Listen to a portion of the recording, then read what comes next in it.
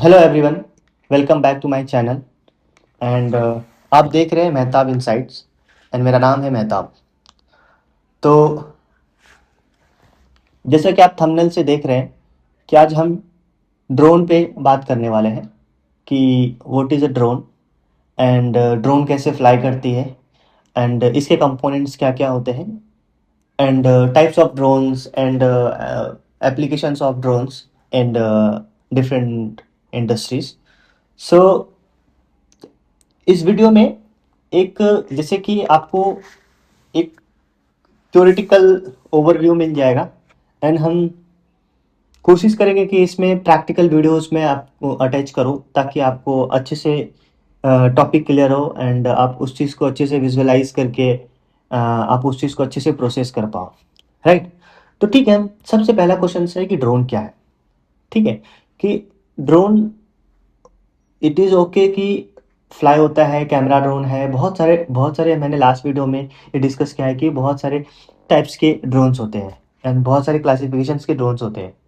बहुत सारे सेक्टर, बहुत सारे इंडस्ट्रीज में अलग अलग ड्रोन यूज़ होते हैं। तो ड्रोन टेक्नोलॉजी यूज़ होते हैं।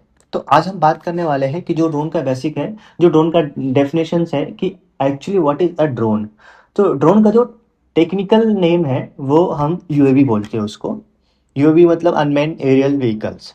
अनमैन्ड एरियल व्हीकल मतलब ही पता चल रहा है कि ये एरियल मतलब हवा में उड़ने वाली कोई ऑब्जेक्ट है या कोई मशीन्स है या कोई रोबोट्स है। और अनमैन्ड मतलब हो गया कि बिना ऑन बोर्ड पायलट का।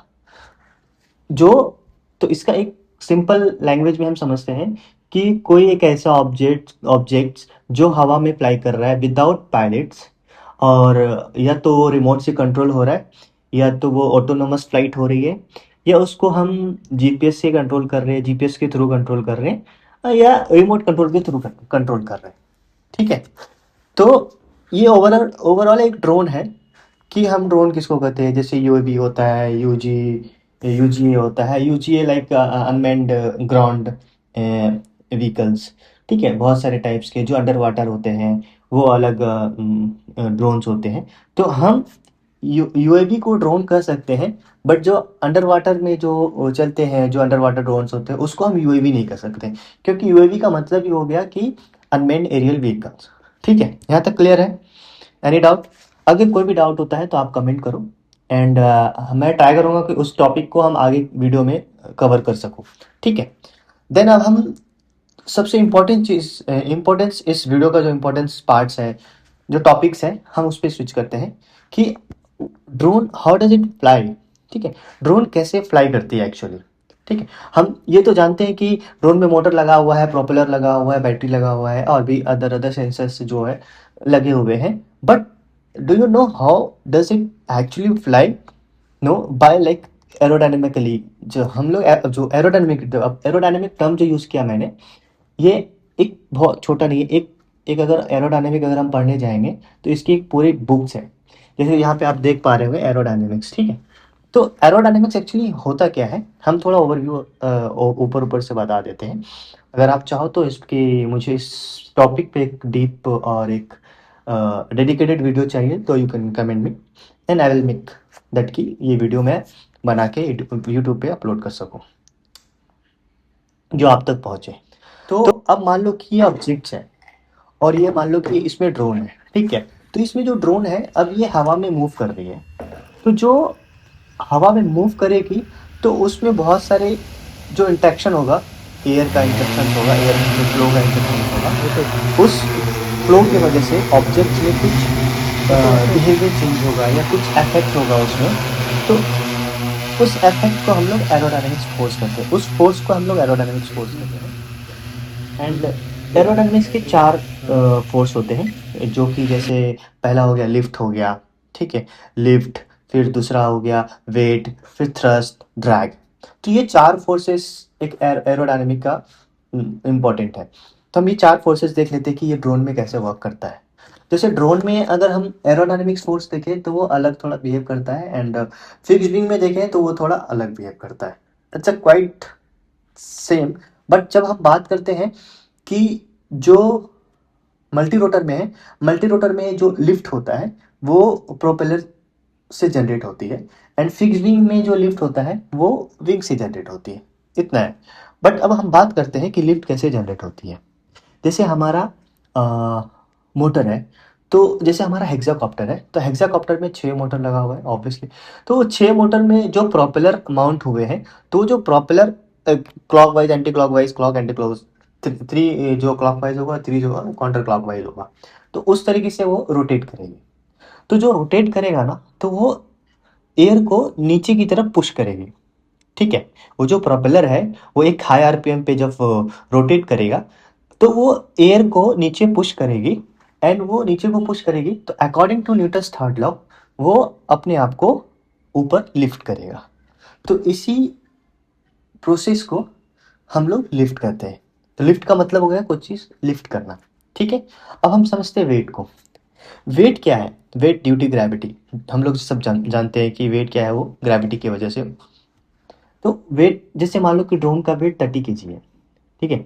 30 kg ड्रोन का वेट है, और आपका जो सिस्टम है ना, वो लिफ्ट जो है ना, वो 30 kg ही लिफ्ट जनरेट कर पा रही है। तो क्या वो सिस्टम टेक ऑफ हो पाएगी? नहीं हो पाएगी। क्यों? ये तो हम हमेशा हमें याद ये रखना है कि lift must be greater than a weight. ठीक है। लिफ्ट हमेशा वेट से ग्रेटर देन होना चाहिए, बड़ा होना चाहिए, तभी आपका कोई भी ऑब्जेक्ट को टेक ऑफ कर पाएगा या लिफ्ट कर पाएगा। अब थ्रस्ट देख लेते हैं। थ्रस्ट क्या होता है? थ्रस्ट ऐसा फोर्स है जो आपके ड्रोन को मूव करने में हेल्प करता है। जैसे फॉरवर्ड डायरेक्शन जाना है, या बैकवर्ड जाना है, लेफ्ट जाना है, राइट जाना है, हेडिंग चेंज करना है, यू नो। तो सब चीज़ ये थ्रस्ट से होता है। वो थ्रस्ट के हिसाब से वो flight controller and ESC and motor के बीच ये रिलेशन होता है। जो जैसे अब बात करेंगे फ्लाइट कंट्रोलर और ईएससी और मोटर। ईएससी जो होता है ना, electronic speed controller, it's a translator between flight controller and motor. Flight controller, अब हम जो ट्रांसमीटर को कमांड किए कि हमें 50% थ्रोटल चाहिए, ये जाएगा फ्लाइट कंट्रोलर को। फ्लाइट कंट्रोलर को जैसे गया, फ्लाइट कंट्रोलर ईएससी को भेजेगी। ईएससी क्या करेगी? उसको ट्रांसलेट करेगा कि हमें इतने, फ्लाइट कंट्रोलर ने इतने हमें कमांड दिया है, हम 50% थ्रोटल करेंगे, तो उस हिसाब से वो मोटर वैसे रोटेट करेगी। तो हम जब फॉरवर्ड करते बैकवर्ड करते थे, फ्लाइट कंट्रोलर अपने हिसाब से, वो अगर फॉरवर्ड कर रहे हैं तो कौन से मोटर का हम आरपीएम स्लो करेंगे, कौन से मोटर का आरपीएम हाई करेंगे, उस हिसाब से कैलकुलेट करके फ्लाइट कमांड सेंड करती है। ठीक है। तो ये थ्रस्ट हो गया। अब है ड्रैग। तो ड्रैग एक्चुअली क्या होता है? Drag is a resistance force. Resistance force आप समझ रहे हैं, जैसे आप अपने करंट वोल्टेज और उसमें रेजिस्टेंस देखा होगा। रेजिस्टेंस क्या होता है ना, किसी चीज़ को रोकना, मतलब चेंज नहीं करना, रोकना। तो वैसे होता है जब हम ड्रोन इस इसमें मूव कर रही है, ठीक है, इस डायरेक्शन में, तो जो उस पे जो एयर फ्लो हो रहा है, जो एयर फ्लो की वजह से जो रेजिस्टेंस हो रही है, तो उस रेजिस्टेंस को हम लोग ड्रैग करते हैं। तो drag is actually resistance force. ठीक है। तो ये चार चीज़ें। तो अब हम आते हैं कि कंपोनेंट्स क्या क्या यूज़ होते हैं। ठीक है।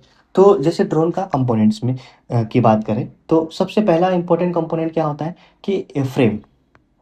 फ्रेम इसका, जैसे हम फ्लाइट कंट्रोलर को ब्रेन बोलते हैं, वैसे फ्रेम एक एक फिजिकल एक ढांचा होता है, जिसपे हमारे सारे सेंसर, सारे मोटर्स, सारे इक्विपमेंट्स हमें माउंट करना होता है।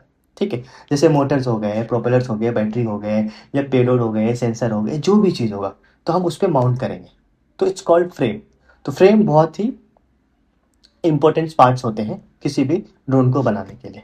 तो अब ये फ्रेम हो गया। अब हम बात करते हैं मोटर की। तो मोटर को जैसे कि हम क्या, मोटर क्या करता है? मोटर जो इलेक्ट्रिकल एनर्जी को मैकेनिकल एनर्जी में कन्वर्ट करता है, और उस मैकेनिकल रोटेशन को प्रोपेलर के थ्रू लिफ्ट जनरेट करती है। ठीक है, सिंपल है। फिर ईएससी क्या होता है? ईएससी ट्रांसलेटर होता है कि वो उनको एक्चुअली वो सिग्नल पास करता है कि हमें कितना रोटेशन चाहिए, मोटर का कितना परसेंट टोटल दिया है, या कितना परसेंट याव है।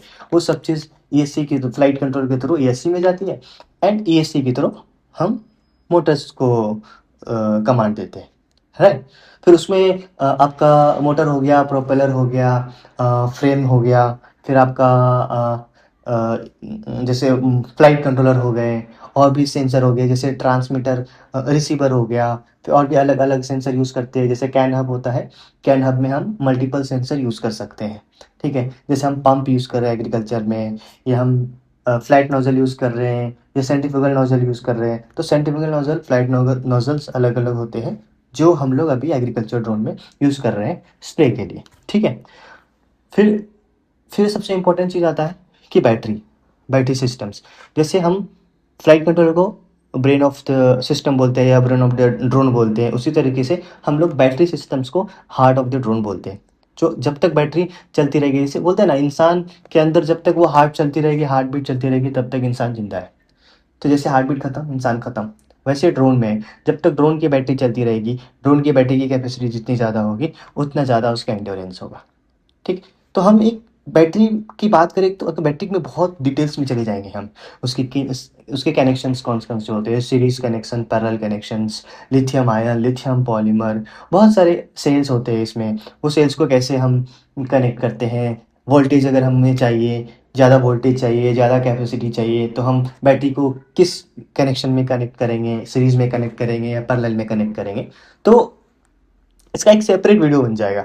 ठीक है। तो हम वो भी वीडियो बना देंगे। तो अब हम बात करते हैं कि ये ओवरऑल जो मिनिमम रिक्वायरमेंट ऑफ कंपोनेंट होता है ना, कि हम इतने कंपोनेंट चाहिए एक ड्रोन बनाने के लिए। बाकी आप अपने पर्पस के हिसाब से, अपने रिक्वायरमेंट के हिसाब से आप सेंसर्स यूज़ कर सकते हैं, आप बहुत सारे थर्मल कैमरा यूज़ कर सकते हैं, जो बहुत सारे लाइक टैंक यूज़ कर सकते हैं, एग्रीकल्चर टैंक हो गया, एंड कैमरा हो गया, एंड मैपिंग का जो सेंसर्स होते हैं, लिडार वगैरह सब चीज़ होती है। ठीक है। देन अब हम बात करेंगे टाइप्स ऑफ ड्रोन्स।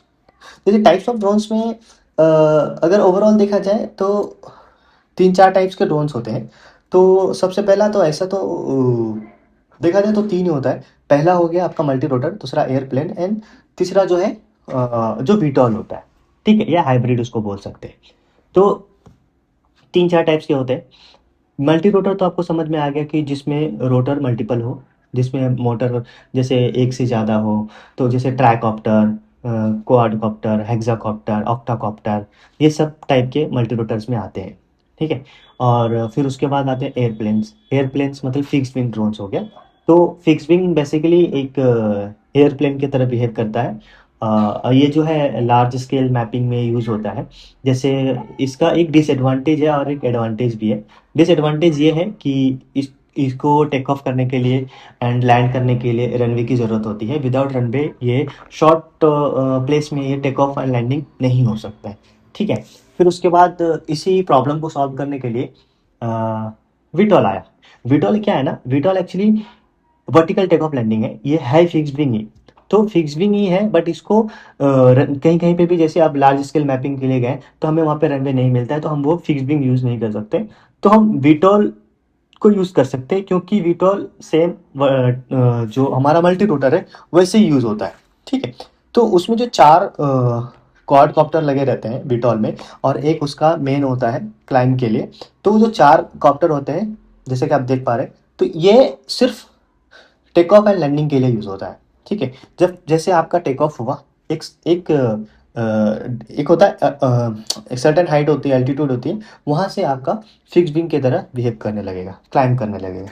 ठीक है। और ये एक एडवांटेज ये है कि एक तो वर्टिकल टेक ऑफ लैंडिंग तो होगा ही होगा, एंड दूसरा चीज़ हो गया कि ये होवर भी कर सकती है। बट फिक्स विंग आपका होवर नहीं कर सकता है। ठीक है। वो या तो टेक ऑफ या लैंडिंग, या तो क्रैश क्रैश करेगा। ठीक है। क्रैश तो नहीं, जो अच्छे पायलट्स होते हैं वो अच्छे से टेक ऑफ लैंडिंग करते हैं। जब हम लोग ने उसको जब मैं जब फ्लाई करता था, तो ट्राई रहता था कि एकदम स्मूथ एंड सेफ लैंड हो। तो ऐसे ठीक है, it is all about practice. अगर आप किसी चीज़ का प्रैक्टिस करते हैं तो आपको सब चीज़ आता है।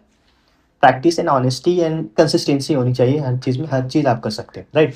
तो अब हम बात करते हैं एप्लीकेशंस को, थोड़ा हम देख लेते हैं एप्लीकेशंस के बारे में, कि ड्रोन किस किस एप्लीकेशन या किस किस इंडस्ट्री में यूज़ करते हैं। तो सबसे पहला तो अगर हम इंडस्ट्री सेक्टर अगर देखते हैं एग्रीकल्चर में, जैसे कि मैंने लास्ट वीडियो में बताया था कि एग्रीकल्चर में अभी बहुत ज़ोरों शोरों से ड्रोन यूज़ कर रहे हैं। एंड दूसरा चीज़ हो गया कि हम मैपिंग में यूज़ कर रहे हैं, सर्वे में यूज़ कर रहे हैं, इंस्पेक्शन में यूज़ कर रहे हैं, एंड क्लीनिंग ड्रोन में यूज़ कर रहे हैं। क्लीनिंग ड्रोन बहुत ही like new things, not new things, ये बहुत और अदर कंट्रीज़ में ये actually it's happening, but in India it is new for us, क्योंकि अभी उतने बोलते हैं ना, बड़े पैमाने पे ये सब चीज़ अभी नहीं हो रही। तो अभी अगर हम देखें तो ज़्यादातर लोग एग्रीकल्चर ड्रोन को फोकस कर रही है, ठीक है, वो बात अलग है। बट क्लीनिंग ड्रोन जैसे कि हम सोलर पैनल क्लीनिंग करने के लिए हो जाता है, या बड़े बड़े बिल्डिंग्स होते हैं जो उनके बड़े बड़े ग्लासेस वगैरह बिल्डिंग्स में होते हैं, उससे हम क्लीन कर सकते हैं। वो विंड विंड टनल मिल होते हैं, विंड विंड मिल, वो विंड मिल को उसकी जो प्रोपेलर होते हैं उसको हम क्लीन कर सकते हैं, उसको इंस्पेक्ट कर सकते हैं। तो बहुत सारे हर एक सेक्टर में अगर देखा जाए तो जहाँ पे मैन पावर ज़्यादा लगता था, कॉस्ट ज़्यादा लगता था, इवन टाइम ज़्यादा लगता था, और वो हाई रिस्क जॉब होता था, तो उस चीज़ को यू नो कम करने के लिए, हाई रिस्क तो था ही।